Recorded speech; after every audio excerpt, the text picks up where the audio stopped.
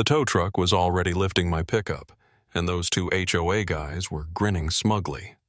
I dialed a number, and within minutes a police cruiser came flying down the street. Out stepped my brother, the county police chief, and from that moment on, things didn't go as planned for them.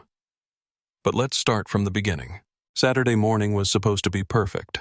A quiet yard, a hot cup of coffee in my hands, a gentle breeze rustling through the trees. But the moment I heard the rumble of an approaching engine, everything went to hell. A white HOA pickup truck slowly rolled onto the street in front of my house, flashing its ridiculous logo, "Safety and order in every home." My eye twitched.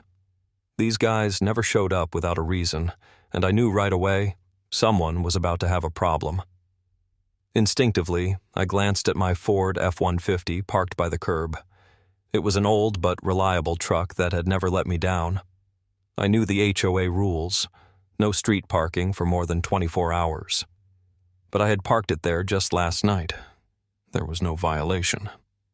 Then, out of the truck, stepped Ron and Mark, two typical HOA clerks who truly believed they were the law.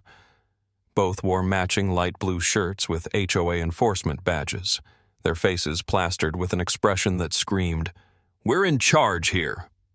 Mark, the shorter, stockier one with slicked-back blonde hair, clutched a folder filled with paperwork. Ron, the tall, scrawny one with beady eyes, held a tablet. Neither of them even looked my way. "Well, well," Mark announced loudly, tapping his finger on the tablet. "Violation, long-term street parking, needs to be towed." I nearly dropped my coffee. "You've got to be kidding me." I jumped off the porch, closing the distance between us. "My truck's been here for less than a day. I parked it here last night." Ron crossed his arms, smirking. "Which means it's the second time this week," he said smugly. "That makes it a recurring violation." My blood started to boil. They were making up rules as they went. These HOA clowns had just decided they could take my truck whenever they felt like it. "I pay taxes. This street doesn't belong to you," I snapped, stepping forward. "You have no right to tow my truck." But Ron and Mark didn't even flinch.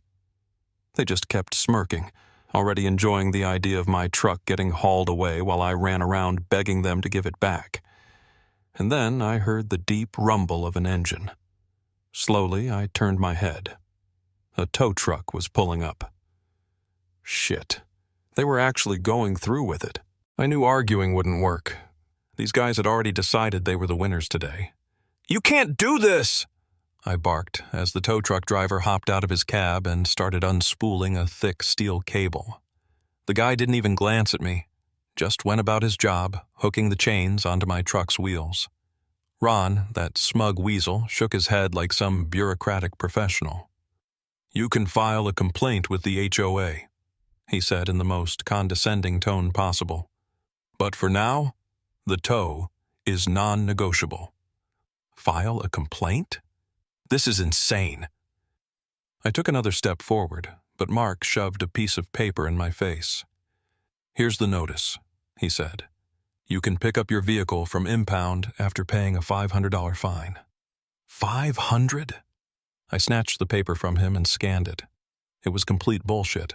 No official seals, no legal documentation, just some generic form that looked like it had been printed off an HOA office computer 5 minutes ago. "Are you guys serious right now?" I wasn't even trying to hide my anger anymore. Ron smirked, watching as the tow truck tightened its chains. "Hey, we're just following the rules, buddy." I clenched my jaw so hard my teeth ached. They thought they could get away with this? "All right, if you want to play by the rules," I muttered, pulling out my phone. Mark and Ron exchanged a glance, but their confidence didn't waver. "Oh, go ahead, call the cops," Ron chuckled. "We're operating within regulations." I locked eyes with him and smirked. "Oh, I am calling the cops." For just a split second, his face tensed, but he quickly masked it with the same smug look. My phone beeped as the line connected. "Charlie, you busy?" "Hey, Jake, what's up?" I glanced at the HOA guys. They were still too relaxed, too sure nothing could stop them. I need a little help. A couple of HOA clowns think they can tow my truck without cause. There was a pause on the line. Seriously? You want me to come down there? I couldn't help but grin. Yeah, I think this is going to be fun. I heard the distant wail of a siren, growing louder by the second. Ron and Mark froze as a black police cruiser rounded the corner, its lights flashing. Their faces went pale. The car screeched to a stop, and the moment the driver's side door opened, a smug grin spread across my face. Out stepped Charlie Clark, my older brother, and, conveniently, the county police chief. If Ron and Mark had tails, they'd have tucked them between their legs. Charlie looked like he had just been pulled away from something important and was ready to tear apart whoever wasted his time. Tall, broad-shouldered, dressed in uniform with a shining badge on his chest. His sharp professional gaze swept over the scene before he hooked his thumbs into his belt. "What's the problem here?" His voice was low and firm. Mark and Ron exchanged a glance, looking visibly panicked, scrambling to come up with some kind of excuse. We were just..." Ron started, but his voice wavered.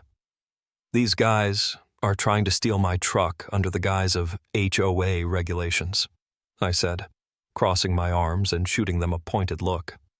Charlie slowly turned his head, sizing up Ron and Mark. "You do realize you have no jurisdiction over a public street?"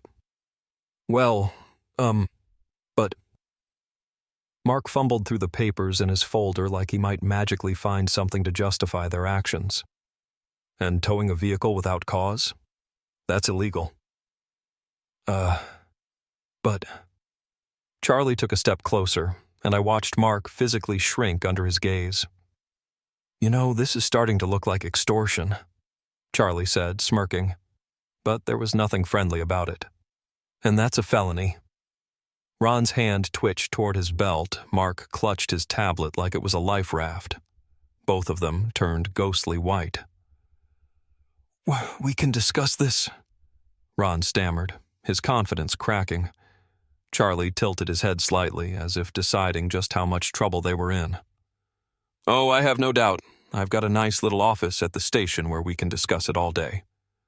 That's when their faces turned whiter than a blank sheet of paper. I stood with my arms crossed, watching as the tow truck driver reluctantly unhooked my pickup.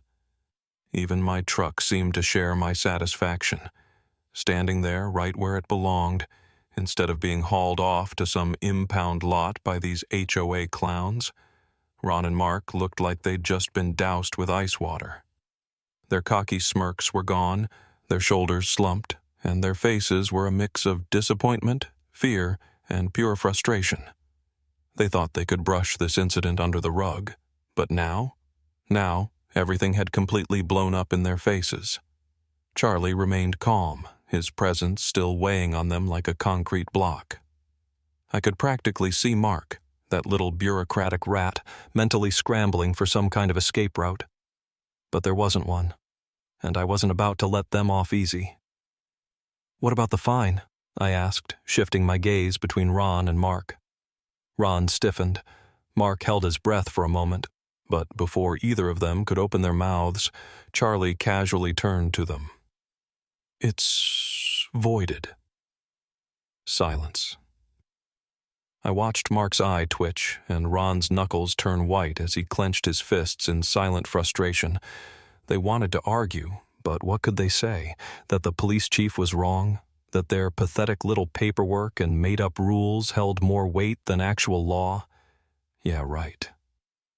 "And I'd strongly suggest you reconsider how you operate," Charlie continued, his voice cold, almost bored. "Because next time, we'll be having this conversation in front of a judge." Mark visibly swallowed hard. He gripped his damn tablet like it could shield him from reality. Ron exhaled sharply and nodded, trying to act composed, but it was obvious he was rattled. Yes, sir," he muttered. "Yes, sir," Mark echoed, eyes glued to the ground. I nearly laughed. 10 minutes ago, these two were walking around like they owned the place, acting like they had all the power. Now they looked like defendants waiting for a guilty verdict. It was a beautiful sight. As the tow truck finally pulled away and Ron and Mark scurried off, I took a deep breath, enjoying the moment. "That's right, you little punks." Charlie stepped up beside me and clapped a hand on my shoulder. "You know, you could call me just to catch up instead of only when you need your ass saved."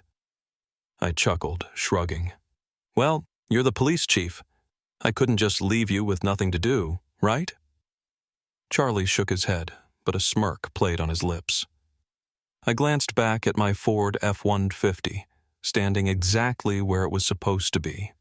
Untouched, unmoved, a symbol of my little victory. And you can bet those HOA guys would think twice before messing with my truck again.